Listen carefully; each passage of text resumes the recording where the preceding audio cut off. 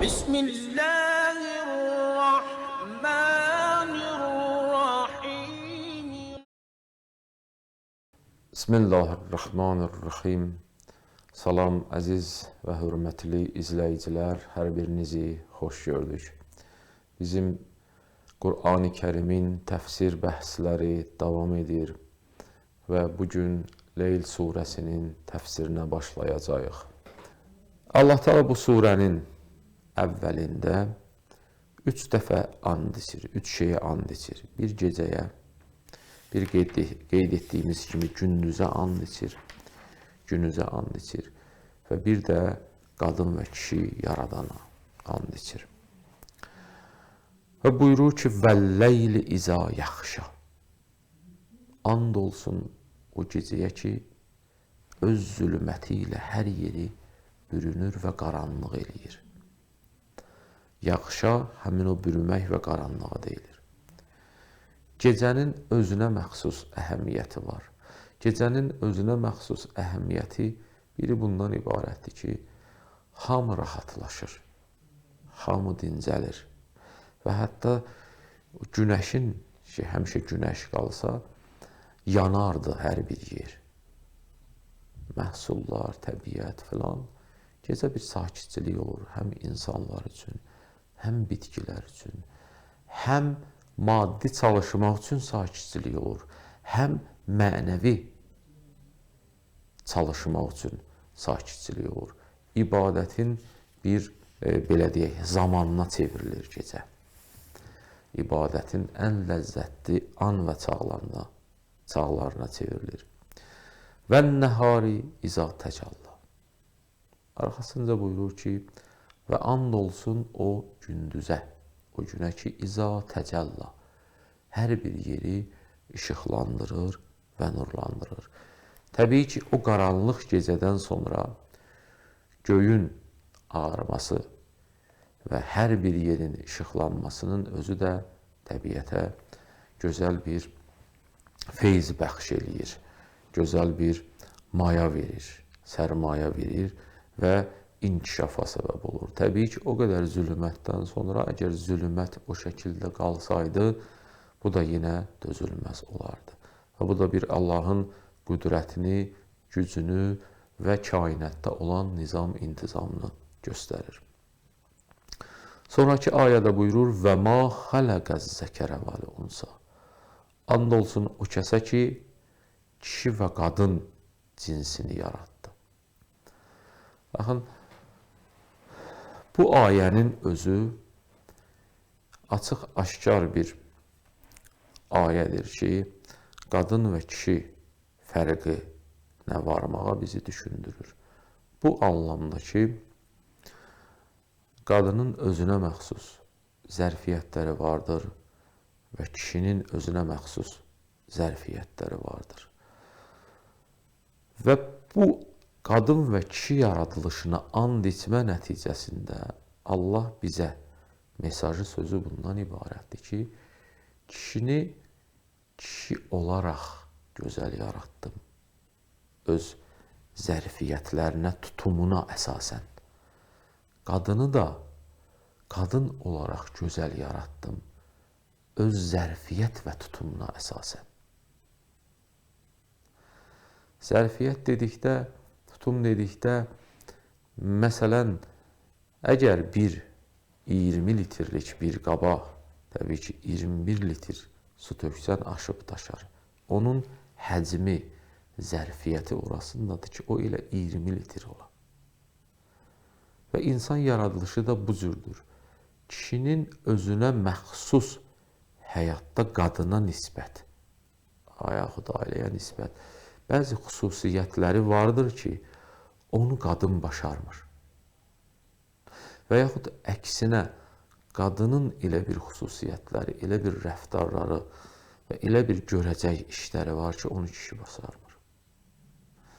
Məsələn, kişi səbr eləyə bilməz gecələri uşaq saxlamaq üçün oyaq qalsın. Amma qadın bunun üçün, ana olduğu üçün, Allah o içərisində analıq hissini yarattığı üçün gözəlliyi orasındadır ki, qadın o cür şeylərə dözümlüdür. Və bu kimi ayələrə diqqət eləyəndə görürük ki, feminizm kimi məsələlər hamısı Avropa sayağı hoqqalardır ki, bizim bugün düşüncəsiz qadınlara təhmil olubdur. Təhmil olubdur. Və nəticəsi də sadəcə boş-boş cələsələr və iclaslar olubdur ki, heç bir nəticəyə büyünə kimi varmayıblar. Sadəcə boş-boş danışıqlar qalıbdır. Və nə də varmayacaqlar. Çünki Allah özü zərfiyyət verib qadın üçün. Qadında elə bir gözəlliklər, elə bir dəyərlər var ki, o kişidə yoxdur və kişidə elə bir gözəlliklər, zərfiyyət və dəyərlər var ki, qadında yoxdur. Və bu məsələ mühüm olduğundan Allah and içir və ma xələqəz zəkərə vəl unsa ki, and olsun o kəsə ki, kişi və qadın cinsini yarattı. Sonra buyurur, İnnə sə'yəkum ləşəddə. Həqiqətən sizin çalışmağınız fərqlidir, müxtəlifdir. Nə mənada?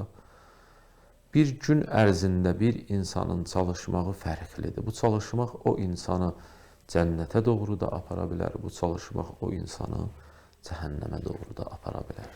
Və bu çalışmaq fərqlidir. Fəəmmə mən ə'tə vəttəqa.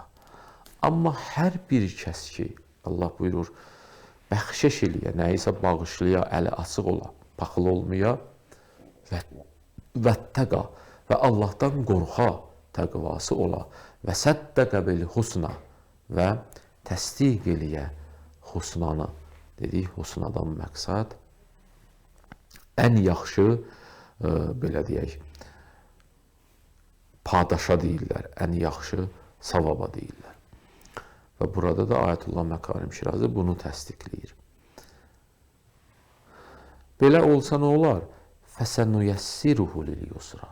Allah Teala asanlığa yetişmək üçün insanın yolunu asanlaşdırar. Fə-nüyəssiruhu bu nəticədir. Buna deyilə fa-fay nəticədir. Yəni, bağışlasan, təqvan olsa, dini və yaxşı əməli təsdiqləsən, pəs nəticə olaraq Allah səni yetişdirər. Fəsənüyəssiruhu lil-yusra. Səni asanlıq nəsib eləyər. Təbii ki, Allah Teala burada əta kəlməsindən sonra ki, Allah yolunda infaq və kasıblara, ehtiyaclılara köməkdir, sonra təqvanı bizə tövsiyə eləyir. Əgər infaq zamanı, ehtiyaclılara kömək zamanı təqva olmasa, onun bir faydası yoxdur. Və ona görə buyurur, fəəmmə mən əta və təqva. Yəni, təqva üzündən infaq nədir? Qəbul və dəyərlidir. Və səddəqə bil husna və təsdiqləyə. Nəyi təsdiqləyə? Qeyd etdiyimiz kimi husnadan məqsəd yaxşı əməl, yaxşı savabdan söhbət gedir. Bəziləri deyib ki, şəhadəti indi la ilahə illallah və Muhammedən Rasulullah. Bəziləri iman kimi təfsir eləyiblər. Amma hər halda bunların hamısının mənasını cəmləşdirmək olur. Və nəticəsi düzgün yola hidayət olmaqdır. Və bir hədisi mən qeyd edeyim ki, burada Allah yolunda infaq etmək ki, rivayətlərdə var, əgər bir kəs Allah yolunda infaq etməkdən qorxsa, Allahın ondan qəzəbi gələr. Ən qəzəbi gəldiyi şəxslərdəndir. Nəyə görə? Çünki deyir, infaq eləyən şəxs qorxur ki, malım azala. Allah ona görə qəzəblənir ki, bu ruzini verən mənəm.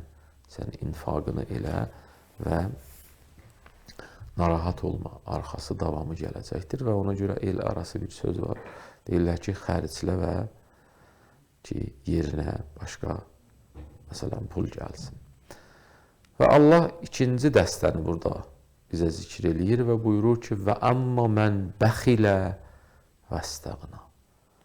Amma hər kəs ki, paxıllıq eləyə, yəni bəxil ola, əli möhkəm ola, xərcləməyə və əstəğna, özünü ehtiyatsız saya və deyə ki, mənim varımdır, nə də xariclamıram, heç kimə də ehtiyacım yoxdur. Və kəzzəbə bil husna. və dini, şəhadətini, yaxşı savabı, əməli dana.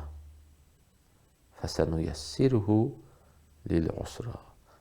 Belə halda, pəs bunun da nəticəsi budur. Yəni, burada fə ilə Allah Teala buyurur, pəs nəticə olaraq biz ona nəyi nəsib eləyərik?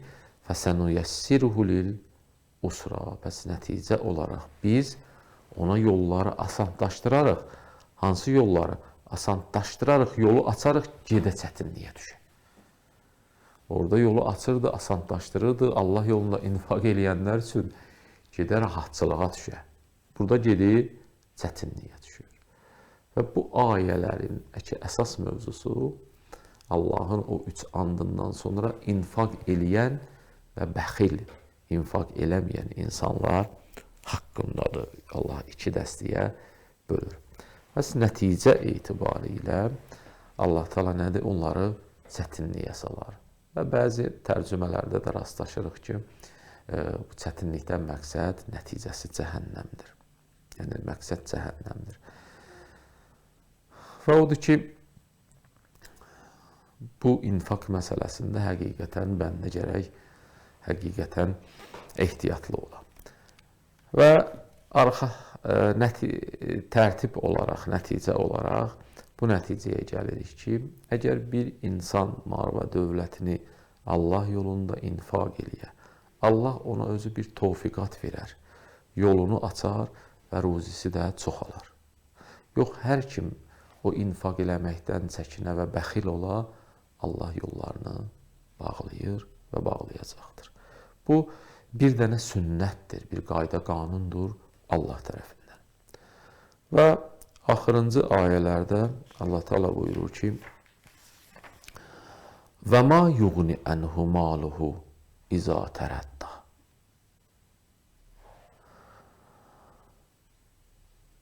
Və bu zaman ki, o həlakətə uğruyur, izə tərədda, həlakətə uğruyur, ya cəhənnəmə düşür, və yaxud məsələn, pis bir həlakət bu dünya olsa başına gəlir, və ma yuğni ənhu maluhu. Onda o paxıl insanın yığdığı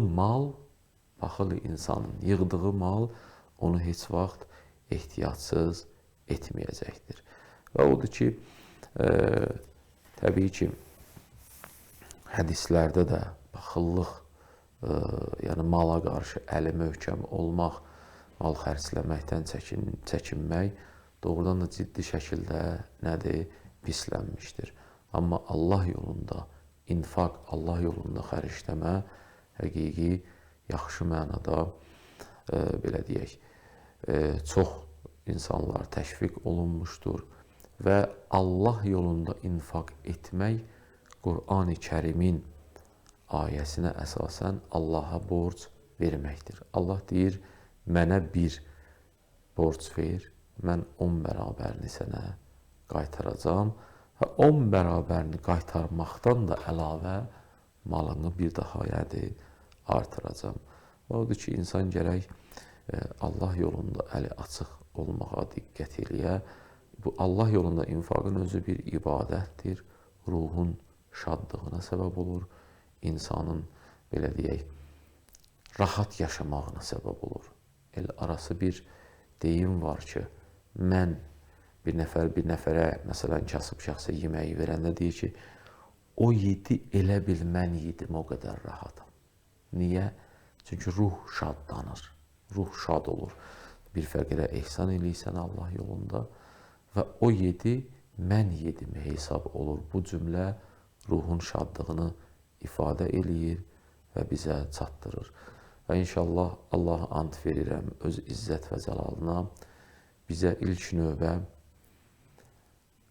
var qismət eləsin ki, Allah yolunda infaq qabiliyyətini də bizə nəsib eləsin inşallah ki, o infaq etməklə ruhumuzu sakitləşdirməyi və şadlandırmağı başaranlardan qərar versin inşallah.